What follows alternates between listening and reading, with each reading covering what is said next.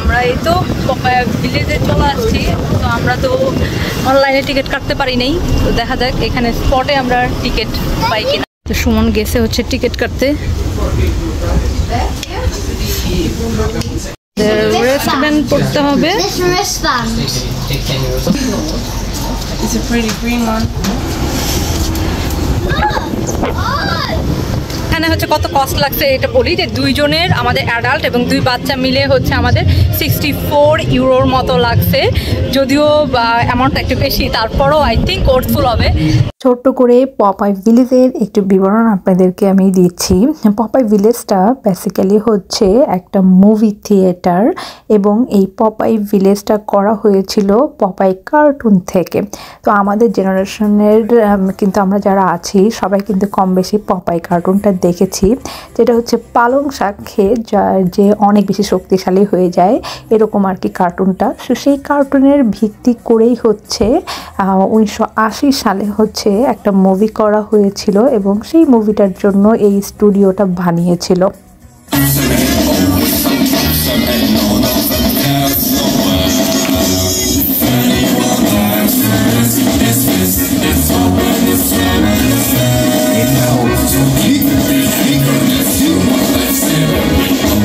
And I invite everybody to get closer to the stage to close our Switzerland parade in this way.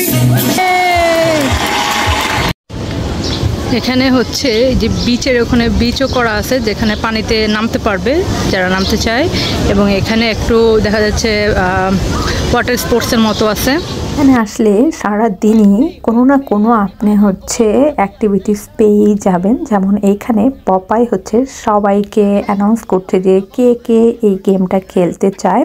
তো সেখানে একটা game ওরা দিচ্ছে যেখানে relax বললে রিল্যাক্স থাকতে হবে, স্যালুট বললে স্যালুট থাকতে হবে। তো প্রথমে হচ্ছে পপাই সবাইকে বুঝিয়ে দিয়েছে এবং যারা যারা খেলতে চায় তারা হচ্ছে এখানে লাইনে দাঁড়িয়ে গিয়েছে এবং সেই খেলাটা শুরু হয়েছে আর কি। তো এই খেলাটা কতটা মজার ছিল আপনারা হচ্ছে পরবর্তীতেই দেখতে পারবেন। এখন বরফ দিয়ে দিবে মনে হইতেছে, বরফ আসতেছে। আল্লাহ শুভন, তুমি এবার গেছো, বরফ আসতেছে। আল্লাহ গেছে।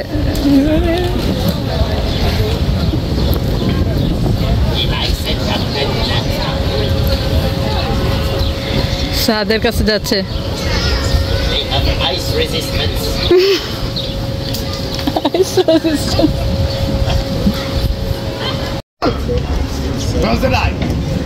কয়েকজনের মধ্যে সুমন আছে। আউট হয়ে গেছে, আমার 3 পুরুষ আউট হয়ে গেছে, বাট গুড জব, তোমরা অনেক সার্ভাইভ করছো। অ্যাক্টিভিটিসটা শেষ করে আমরা চলে আসলাম হচ্ছে সিনেমা থিয়েটারে। তো সিনেমা থিয়েটারে এখানে আপনাকে পপকর্ন দিবে, যেটা হচ্ছে সেই এন্ট্রি ফির সাথেই। তো সবাই একটা করে আর কি পপকর্ন পাবে। সেই পপকর্ন নিয়ে আপনারা এখানে বসে হচ্ছে সিনেমা দেখতে পারবেন, যেখানে পপাই কার্টুনের সাথে এই মুভির কার্টুন দেখানো হয়। আমরা এটা এখন মুভি টাইম শেষ করে এখন আমরা হচ্ছে পুরোটা একটু দিকে ঘুরে ঘুরে দেখবো। এটা হচ্ছে বেকার। কত টাকা এই জাজ? Watermelon, watermelon. আমরা এখন একটু আপ সাইডের দিকে যাচ্ছি।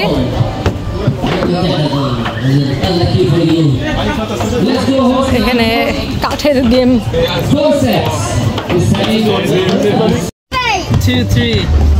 এটা সুন্দর ফুটবল খেলা। আমি এরকম ফুটবল দেখিনি কখনো। হ্যাঁ, কেমন সাথ? এখানে যে 6 পিপল এক টাইমে যাইতে পারবে।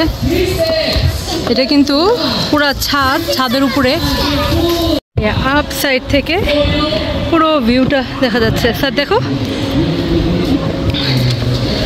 Wow, view, very nice view. এখানে এটা কি বোলিং খেলতেছো? এখানে আমি ট্রাই করছি আপনাদেরকে পুরো জায়গাটা একটু সুন্দর করে দেখানোর জন্য। যদি ভিডিওটা ভালো লাগে অবশ্যই লাইক, কমেন্ট এবং শেয়ার করবেন। এখন আমরা 14 নম্বর সেকশনে যাচ্ছি। হ্যাঁ, ডাইনিং টেবিলটা তো নাইস। ফ্যান দেখো, ফ্যানের অবস্থা দেখো। এখানে বেসিক্যালি প্রচুর অ্যাক্টিভিটিস আছে। আপনি পুরোটা যদি এটা এক্সপ্লোর করতে চান তাহলে আসলে সারা দিনই লেগে যাবে। যদিও বলে হচ্ছে 2 ঘন্টা, বাট হচ্ছে এখানে 2 ঘন্টায় হওয়ার কথা না, কারণ বেশ অনেক অ্যাক্টিভিটিস আছে। এখানে হচ্ছে একটা ছোট রেস্টুরেন্টের মতো আছে যেখানে অর্ডার করা যায় আর কি খাবার। এটা বলতে গেলে একটা রেস্টুরেন্ট আর কি ওদের।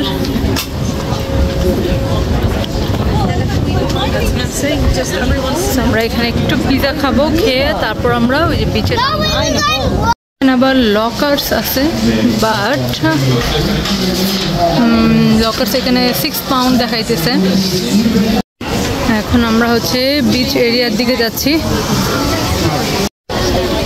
এই হচ্ছে ওদের বিচ, একটু রকি বিচটা। এখানের পানিও কিন্তু একদম ক্রিস্টাল ক্লিয়ার পানি। আর এরকম বেডের মতো দেওয়া আছে, এগুলো তো ফ্রি তাই না সুমন? স্প্ল্যাশ এরিয়াটা ফ্রি। বাই। স্লিপারি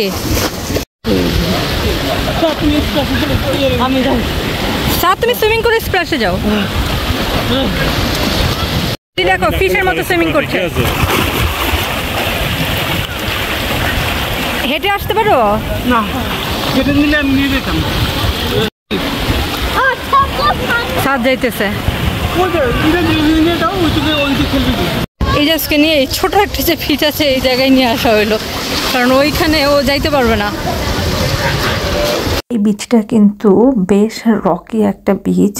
এখানে হচ্ছে খালি পায়ে হাঁটা আসলে খুবই দুষ্কর, কারণ ছোট বড় অনেক ধরনের আর কি রক ছিল। সো এই বিচে নামলে আমার কাছে যেটা মনে হয় যে রকি বিচে নামার জন্য যে জুতাগুলো পাওয়া যায় সেগুলো আর কি নিয়ে আসা সবচাইতে ভালো। এবার আমি ইজাদের জন্য কিনেছিলাম, বাট আমাদের সবার জন্য আসলে কেনা উচিত ছিল। আর ওই যে দূরে যে ওয়াটার স্পোর্টসটা দেখা যাচ্ছে সেখানে হচ্ছে সাদ আর সুমন গিয়েছে। ওখানে ছোট বাচ্চারা আসলে ওইভাবে যেতে পারবে না, কারণ বেশ ওয়েভ, আর ওটা একদম হচ্ছে সমুদ্রের মাঝখানে। আর সুমন যেটা বলতেছিল যে ওখানে মানে ওয়েভগুলো বেশ স্ট্রং ছিল, তো বড়রা যাইতে পারবে, সাদ এবং সুমন ওরা যেতে পারবে।